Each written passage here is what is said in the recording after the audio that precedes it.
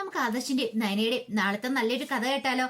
അതിനു മുമ്പായി ആദ്യമായി കാണുന്നവരുണ്ടെങ്കിൽ ചാനൽ ഇഷ്ടപ്പെട്ട ഒന്ന് സബ്സ്ക്രൈബ് ചെയ്യാൻ മറക്കരുത്. വീഡിയോ ഇഷ്ടപ്പെടുവാണെങ്കിൽ ലൈക്ക് ചെയ്യാനും നിങ്ങളുടെ വിലയേറിയ അഭിപ്രായങ്ങളൊക്കെ രേഖപ്പെടുത്താനും മറക്കരുത് കേട്ടോ. അങ്ങനെ നാളത്തെ കഥയില് ഹബി ആകപ്പാടെ വല്ലാത്തൊരു വിഷമത്തോട് കൂടിയിട്ട് ഡ്രസ്സൊക്കെ അയൺ ചെയ്യാനായിട്ട് മുറിയിലേക്ക് കയറി വരുവാണ്. ആ സമയം ദേവേന് പറഞ്ഞു, ദേ അയൺ ചെയ്യുന്ന കൊള്ളാം, നല്ല വൃത്തിക്ക് വേണം അയൺ ചെയ്യാനായിട്ട്. അപ്പൊ ദേവേനോട് കുറെ സാരിയും കാര്യങ്ങളൊക്കെ ഉണ്ടായിരുന്നു. ഇവനിവിടെ വെറുതെ ഇരുന്നിട്ടുണ്ടെങ്കിൽ ഇവന്റെ പോക്ക് ശരിയാവത്തില്ല. കാരണം ഇവനിനിയിപ്പോ വല്ല പെണ്ണുങ്ങളെയൊക്കെ വിളിക്കാൻ തോന്നും. അങ്ങനെ വീണ്ടും ഇവൻ നാശത്തിന്റെ വക്കിലേക്ക് പോകും. എന്തെങ്കിലും ഒരു ജോലി കൊടുക്കുവാണെങ്കിൽ അതിനകത്ത് എൻഗേജ്ഡ് ആയിട്ടിരിക്കണ പ്രശ്നമില്ലല്ലോ. കമ്പനി നിന്നും ചാടിച്ചു വിട്ടു. അപ്പൊ അതുകൊണ്ട് ദേവേന് നല്ല ഒന്നാം തരം പണി കൊടുത്തോണ്ടിരിക്കുവാണ്. അങ്ങനെ അഭി വന്നിട്ട് ഡ്രസ്സ് അയൺ ചെയ്യാൻ തുടങ്ങി കഴിഞ്ഞപ്പോ നയനയും കൂടെ അങ്ങോട്ട് വന്നു. ദേവേനി പറഞ്ഞു, എടാ ഓടായ്പൽ അയൺ ചെയ്ത് വെച്ചാണ്ടല്ലോ, നിന്നെ കൊണ്ട് വീണ്ടും ഞാൻ ഇതൊക്കെ ചെയ്യിക്കുമെന്ന് പറഞ്ഞു. അപ്പോഴേക്കും അഭി പറഞ്ഞു, അത് അമ്മായി എനിക്ക് അത്ര ഇതായിട്ടൊന്നും അയൺ ചെയ്യാനൊന്നും അറിയില്ല.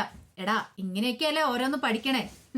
ഇനിയിപ്പം ഭാവിയില് നിനക്ക് നന്നായിട്ടൊക്കെ ഇത് ചെയ്യാൻ പറ്റും. അല്ലെങ്കിൽ നീ പണ്ട് തൊട്ടേ ഒരു തേപ്പുകാരനല്ലേ എന്ന് ചോദിച്ചു. അത് കേട്ടപ്പോ നയന ചിരിച്ചു. ആ സമയം അഭി പറഞ്ഞു, അമ്മായി ഇങ്ങനെയൊന്നും പറയരുതെന്ന് പറയാണ്. പിന്നെ എങ്ങനെ പറയണോടാ നിന്നോട്?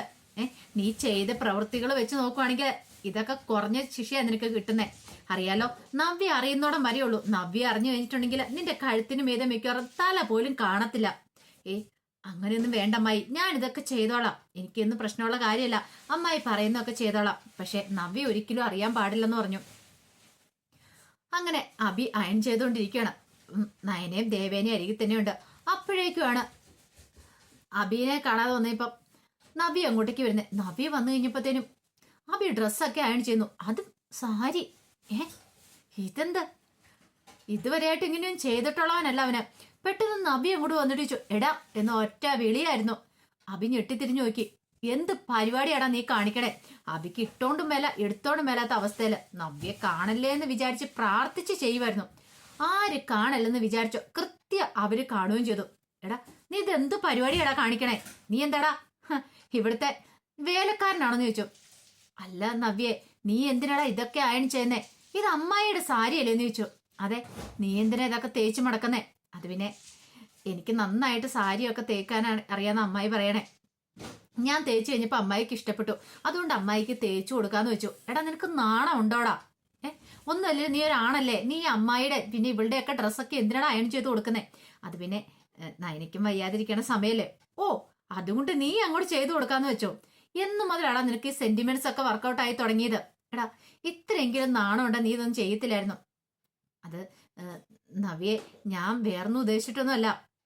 കാരണം അമ്മായിക്കാണെങ്കിലോ തേക്കാനായിട്ട് അത്ര ഇതുമില്ല. ഇത്ര നന്നായിട്ടൊന്നും പെർഫെക്റ്റ് ആയിട്ട് അമ്മായി തേക്കത്തില്ല. അപ്പൊ ഞാൻ തേച്ച് കഴിഞ്ഞപ്പോ ഇഷ്ടപ്പെട്ടതുകൊണ്ടാ. അത് കേട്ടപ്പം നവ്യ പറഞ്ഞു, എന്നാലും ഇത് കുറച്ച് കഷ്ടമായി പോയിട്ടോ. പിന്നീട് ദേവേന്റെ നിരക്ക് തിരിഞ്ഞിട്ട് പറഞ്ഞു, എന്റെ ഭർത്താവിനെ കൊണ്ട് മാക്സിമം അങ്ങോട്ട് മുതലെടുക്കും അല്ലേ? നിങ്ങൾ കൊള്ളാലോ ആള്. എന്റെ ഭർത്താവിന് ഒരു ജോലിയും കൂലിയും ഇല്ലെന്ന് കണ്ടിട്ടല്ലേ നിങ്ങക്ക് നിങ്ങളുടെ മോനെ വിളിച്ച് തേപ്പിച്ചാൽ എന്തായിരുന്നു കുഴപ്പം? ദേവേന് പറഞ്ഞു, എന്റെ മോന് വേറെ ജോലിയുണ്ട്, തുണി തേക്കലല്ലാന്ന് പറഞ്ഞു. ഓഹോ, അപ്പൊ എന്റെ ഭർത്താവിനെ കൊണ്ട് ചെയ്യിക്കല്ലേ? അപ്പോഴേക്കും ദേവേനെ അഭിയൊന്ന് നോക്കി. അഭി പെട്ടെന്ന് നവിയോട് പറഞ്ഞു, നവിയെ നീ പ്രശ്നമൊന്നും ഉണ്ടാക്കരുത്. എനിക്കിപ്പോ ഇവിടെ പ്രത്യേകിച്ച് പണിയൊന്നും ഇല്ലല്ലോ. ഓ പണിയില്ലാത്തോണ്ട് ചെയ്യുന്നതായിരിക്കും അല്ലേ? നീ ഒരു കാര്യം ചെയ്യ, ഇതൊക്കെ അയൺ ചെയ്ത് മുറിയിലേക്ക് വരാൻ പറഞ്ഞു. അതും പറഞ്ഞ് ദേഷ്യപ്പെട്ട് അങ്ങോട്ട് പോയി. അപ്പോഴേക്കും അഭി പറഞ്ഞു, ഇനി ഇതിന്റെ പേരിൽ എന്തൊക്കെ പ്രശ്നങ്ങൾ ഉണ്ടാവും അറിയില്ല. എടാ ഇതൊക്കെ മാനേജ് ചെയ്യേണ്ട ആള് നീയാ. അവളെ ഉന്തിത്തള്ളി പരസ്യത്തിൽ അഭിനയിക്കാൻ വിടുന്ന നീയല്ലേ? എന്റെ അമ്മായി, ഞാൻ അങ്ങനെയൊന്നും ചെയ്തിട്ടില്ല. വെറുതെ കള്ളത്തരം പറയുന്നോടാ. എനിക്കറിയാം നീ നിന്റെ അമ്മ ഇതിന്റെ പിന്നിലുണ്ടെന്ന്. എന്നിട്ട് ഒന്നും അറിയത്തില്ലാത്ത മട്ട് നിന്റെ അഭിനയം ഉണ്ടല്ലോ. നയന പറഞ്ഞു, അഭിനയിക്കാനായിട്ട് ഹബിയെ കഴിഞ്ഞിട്ടുള്ളൂ. ഇവൻ നല്ല ഒന്നാന്തരം അഭിനേതാവാ. നമ്മുടെയൊക്കെ മുന്നിൽ ഇങ്ങനെ താണ് വണങ്ങി നിൽക്കും. പക്ഷെ എങ്കില് നവ്യേച്ചയോട് പോയി നമ്മുടെ കുറ്റങ്ങളൊക്കെ പറഞ്ഞു കൊടുക്കും. ദേവേന് പറഞ്ഞു, നന്നായിട്ട് തേച്ച് മടക്കി വെച്ചിട്ട് നീ പോയാൽ മതി എന്ന് പറഞ്ഞു. അങ്ങനെ അബി അവിടെ നിന്ന് ഡ്രസ്സൊക്കെ നല്ല വൃത്തിക്ക് അയൺ ചെയ്ത് വെക്കണം. അല്ലാതെ വേറെ നിവൃത്തിയില്ലല്ലോ. അതുകൊണ്ട് അങ്ങനെ ചെയ്യുവാണ്. അതേ സമയത്ത് ആദർശ് വന്നു. ആദർശ് വന്നു കഴിഞ്ഞപ്പോഴത്തേനും നയനെ മുറിയിലേക്ക് വന്നു. ആദർശ് ആകെപ്പാടെ ടെൻഷനിലായിരുന്നു. നയനെ ചോദിച്ചാൽ എന്താ ആദർശേട്ടാന്ന് ചോദിക്കുകയാണ്. ഒന്നുമില്ല. ആദർശിന് മുഖം കാണുമ്പോൾ തന്നെ അറിയാം നല്ല ടെൻഷൻ ഉണ്ടെന്ന്. ഇനിയിപ്പം നയനയും കൂടെ ടെൻഷൻ അടുപ്പിക്കേണ്ടെന്ന് കരുതിയിട്ട് കമ്പനിയുടെ കാര്യങ്ങൾ കൂടുതലായിട്ടൊന്നും ആദർശ് പറയാൻ പോയില്ല. പക്ഷെ നയനയ്ക്കറിയാലോ കുറച്ചൊക്കെ കാര്യങ്ങൾ. പിന്നീട് നയന പറഞ്ഞു, ഇന്ന് നവ്യേച്ച് പോയി എഗ്രിമെന്റ് വെച്ചിട്ട് വന്നു 2 വർഷത്തേക്ക്. അതൊക്കെ അറിഞ്ഞെന്ന് പറയാണ്. നിന്റെ ചേച്ചിക്ക് ഇത് എന്താന്ന്? എനിക്ക് മനസ്സിലാത്ത കാര്യം നമ്മളെയൊക്കെ തോൽപ്പിക്കാൻ വേണ്ടിയിട്ട് ചെയ്യുന്ന ഓരോ കാര്യങ്ങളാ. അല്ല, ഈ ഏൺ ജ്വല്ലറിക്കാർ ഇത് എന്തു ഭാവിച്ചാന്നാ മനസ്സിലാകത്തെ. ഇത് കേട്ടതും നയന പറഞ്ഞു, അല്ല ചേച്ചി ഒരു മോഡലായിട്ട് അഭിനയിക്കുമല്ലോ, അപ്പൊ അവർക്ക് ചേച്ചിയുടെ കഴിവിലൊരു വിശ്വാസം തോന്നിക്കാണും. നിന്റെ ചേച്ചിയോ? അവൾ അത്ര വലിയ പെർഫോമർ ഒന്നും അല്ല, കാരണം അവൾക്ക് അത്ര നന്നായിട്ട് പരസ്യത്തിൽ അഭിനയിക്കാനും അറിയത്തില്ല. പക്ഷെ എങ്കില് ഈ ഏൺ ജ്വല്ലറിക്കാരെ നിന്റെ ചേച്ചിനെ കയ്യിലെടുത്തിരിക്കുന്ന എന്തിനാന്നറിയാവോ? ശരിക്കും പറഞ്ഞാല് നമ്മുടെ മുഖത്ത് കരിവാരിത്തേക്കാൻ വേണ്ടി മാത്രം. ഇപ്പൊ ആൾക്കാരുടെയൊക്കെ ചർച്ചാ വിഷയം അനന്തപുരിയിലെ കൊച്ചു മരുമോളാണ്ടേ ഏൺ ജ്വല്ലറിയുടെ പരസ്യത്തില് മോഡലായിട്ട് അഭിനയിക്കുന്നല്ലേ. അപ്പൊ അത് പറയിപ്പിക്കാൻ വേണ്ടിയിട്ട്. അപ്പൊ അവർക്ക് തോന്നും അങ്ങനെയാണെങ്കിൽ ഏൺ ജ്വല്ലറി കൊള്ളാലോ എന്നൊക്കെ തോന്നും. നമ്മളെ മനഃപൂർവ്വം തകർത്ത് കളയണം, അതൊക്കെയാണ് അവരുടെ ശ്രമം. പക്ഷെ നിന്റെ ചേച്ചിക്ക് അതൊന്നും മനസ്സിലാവുന്നില്ല. അപ്പോഴേക്കും നയന പറഞ്ഞു, ചേച്ചിയുടെ സ്വഭാവം അറിയാലോ, ചേച്ചി ഇപ്പൊ നമ്മളോട് പ്രതികാരം ചെയ്യാനെന്ന പോലെ നടക്കണേ. അബിയോട് ചെയ്ത് നമ്മൾ എന്തോ വലിയ ക്രൂരതയാന്ന് പറഞ്ഞോണ്ടാ അബി ജയിലിൽ കിടന്നേ. അതൊക്കെ ഓർക്കുമ്പോഴാണ് എനിക്ക് ടെൻഷൻ. ഇതേ നയനെ, ഒരു കാര്യം ഞാൻ പറയാം. നിന്റെ ചേച്ചി ഇനിയിപ്പം നല്ല രീതിയിൽ മുന്നോട്ട് ജീവിക്കണമെങ്കിൽ ഞാൻ നോക്കിട്ടോ അബിയുടെ കള്ളത്തരങ്ങളൊക്കെ പുറത്തു വന്നേ മതിയാവുള്ളൂ. അല്ലെങ്കിൽ ഒരു കാരണവശാലും നിന്റെ ചേച്ചിക്ക് ഇനിയിപ്പം നല്ലൊരു ജീവിതം ഉണ്ടാകാൻ പോകുന്നില്ല. അബിയുടെ വാക്കുകളൊക്കെ കേട്ട് അവനെ വിശ്വസിച്ച് മുന്നോട്ട് പോകാനേ പോകുന്നുള്ളൂ എന്നൊക്കെ ഇങ്ങനെ പറയാണ്.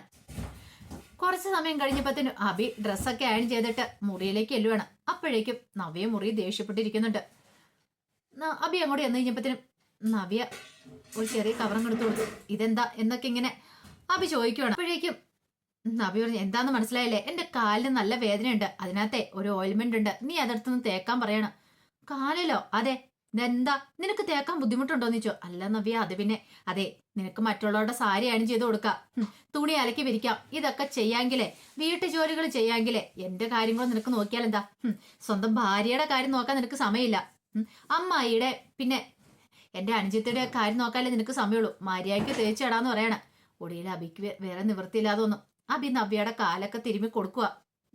എന്ത് ചെയ്യാൻ പറ്റും, ഗതികെട്ടാ പുലി പുല്ലും തിന്നുന്ന് പറഞ്ഞോടൊക്കെ ഇനിയിപ്പോ ചെയ്യാതിരുന്നിട്ടുണ്ടെങ്കിൽ ഇതിന്റെ പേരിലായിരിക്കും അടുത്ത പ്രശ്നങ്ങൾ ഉണ്ടാകുന്നത്. അങ്ങനെ അബി വല്ലാത്തൊരവസ്ഥയില് ദേഷ്യമുണ്ട്, സങ്കടമുണ്ട്. ചെയ്യാതിരിക്കാൻ പറ്റില്ലോ, തനിക്ക് എന്തെങ്കിലും ഒരു ദിവസം വരുമെന്ന് എന്നൊരു ചിന്തയോട് കൂടിയിട്ടാണ് അബി അതൊക്കെ ചെയ്യുന്നത്. അതേ സമയത്ത് മൂർത്തി മുത്തശ്ശന്റെ അടുത്ത് ജയനോ അജയനോ ഒക്കെ ഉണ്ട്. അവരങ്ങനെ സംസാരിക്കുകയാണ്. അപ്പൊ ഏൺ ജ്വല്ലറിയെ കുറിച്ചാണ് സംസാരിക്കുന്നത്. മുത്തശ്ശൻ പറഞ്ഞു, ഏൺ ജ്വല്ലറിക്കാരെ നമ്മൾ ഉദ്ദേശിച്ച പോലെ ഒന്നല്ല. ഈ പറയുന്ന ഡേവിഡ് ഉണ്ടല്ലോ, അതിന്റെ MD, അയാളൊന്നും അല്ല നമ്മളെ തകർക്കാൻ ശ്രമിച്ചുകൊണ്ടിരിക്കണേ. അപ്പോഴേക്കും ജയൻ ചോദിച്ചു, അതെന്താച്ചാ അങ്ങനെ പറഞ്ഞേ? ഇതിന്റെ പിന്നില് വേറെ ആരോ ഉണ്ട്. കാരണം നമ്മളൊന്നും അറിയത്തില്ലാത്ത ആരോ ഒരാൾ ഇതിന്റെ പിന്നിൽ കിടന്ന് കളിക്കുന്നുണ്ടെന്ന് പറയണം. അപ്പോഴേക്കും അജയൻ ചോദിച്ചു, അതാരാന്ന് ചോദിക്കുകയാണ്. നമ്മളെ കുറിച്ച് വ്യക്തമായിട്ട് അറിയാവുന്ന ആരോ ഒരാളുണ്ടെന്ന് പറയണം. നമ്മൾ അയാളെ കുറിച്ച് ചിന്തിക്കുന്ന പോലുമില്ല. അയാളാണ് ഈ കളിയൊക്കെ അഴിച്ചു വിടുന്നത്. മുത്തശ്ശന്റെ ബുദ്ധി ശരിയാണ്. കാരണം മുത്തശ്ശൻ എപ്പോഴും ഒരു പടി മുന്നോട്ട് ചിന്തിക്കുന്ന ആളാണ്. മുത്തശ്ശൻ പറഞ്ഞ, അല്ലാതെ ഈ ഏൺ ജ്വല്ലറിക്കാരൻ നമ്മളോട് ദേഷ്യം വരേണ്ട കാര്യമില്ല. അവർ ഇത്രമാത്രം നമ്മളെ തകർക്കാൻ ശ്രമിക്കുന്നുണ്ടെങ്കിൽ അതിന്റെ പിന്നില് നല്ലൊരു ശക്തി തന്നെ ഉണ്ടായിരിക്കും. അത് കേട്ട് ജയൻ പറഞ്ഞു, പക്ഷെ അതിപ്പം നമുക്ക് കണ്ടുപിടിക്കാന്ന് പറഞ്ഞാൽ അത്ര ഈസി ആയിട്ടുള്ള കാര്യമില്ല. ഓരോ ദിവസം ചെല്ലുന്നവരും കമ്പനി തകർച്ചയിലേക്ക് പോയിക്കൊണ്ടിരിക്കുക. മുത്തശ്ശൻ പറഞ്ഞു, കമ്പനി നല്ല രീതിയിൽ മുന്നോട്ട് കൊണ്ടുപോകാന്ന് പറഞ്ഞാൽ അതിന്റെ MD ആയ ആദർശിന്റെ കടമയാണ്. ഞാൻ പറഞ്ഞല്ലോ, അവനത് ചെയ്യാൻ പറ്റിയില്ലെങ്കിൽ എനിക്ക് ചില കടുത്ത തീരുമാനങ്ങളൊക്കെ എടുക്കേണ്ടി വരുമെന്ന് പറഞ്ഞു. പിന്നീട് ജയനും അജയനും കൂടെ പോയി കഴിഞ്ഞപ്പോൾ മുത്തശ്ശൻ ഇങ്ങനെ ആലോചിച്ചു, എന്താ ചെയ്യേണ്ടതെന്ന്. മുത്തശ്ശന്റെ തല ഇങ്ങനെ പോഞ്ഞോണ്ടിരിക്കുക. ഇന്ന് വരെ ഇങ്ങനെ ഒരു പ്രതിസന്ധി നേരിട്ടിട്ടില്ല മുത്തശ്ശനായ സമയത്തും. അതിനുശേഷം ആദർശിനെ ഏൽപ്പിച്ചു കഴിഞ്ഞപ്പോഴും ആദർശൻ നല്ല വൃത്തിക്കാണ് കാര്യങ്ങളൊക്കെ നോക്കിക്കൊണ്ടിരുന്നത്. പക്ഷെ ഇപ്പൊ ഈ ഏൺ ജ്വല്ലറി വന്നതിന് ശേഷമാണ്. പോരാത്തേനോ, നവ്യ ഇപ്പൊ അതിനകത്ത് പരസ്യ മോഡലായിട്ട് അഭിനയിക്കാനും പോയിരിക്കുന്നു. അതും വല്ലാത്തൊരു തിരിച്ചടിയാണ് അനന്തപുരിക്കാർക്ക്. ആ സമയത്ത് അവന്തിക ക്ഷേത്രത്തിലേക്ക് പോവാ. ക്ഷേത്രത്തിൽ ചെന്ന് മനൊരുങ്ങി പ്രാർത്ഥിക്കുക. പിന്നെ തന്റെ അച്ഛന്റെ പേരില് കുറച്ച് വഴിപാടുകളൊക്കെ നടത്തി, നാഗേന്ദ്രന്റെ പേരില്.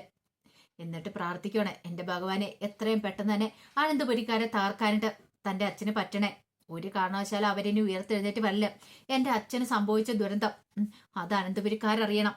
അനന്തപുരിക്കാർ നാണം കെട്ട് അവിടെ നിറങ്ങണം. അങ്ങനെ ഒരു സ്ഥിതി ഉണ്ടാവണമെന്ന് പറഞ്ഞ് പ്രാർത്ഥിക്കുകയാണ്. അപ്പൊ അതിന്റെ വിശേഷങ്ങളൊക്കെയാണ് നാളെ നമ്മൾ കാണാനായിട്ട് പോകുന്നത്. ആ വിശേഷങ്ങൾക്കായി നമുക്ക് എല്ലാവർക്കും കാത്തിരിക്കാം കേട്ടോ. ഒരിക്കൽ കൂടി എല്ലാവർക്കും ശുഭരാത്രി നേർന്നുകൊണ്ട് നിർത്തുന്ന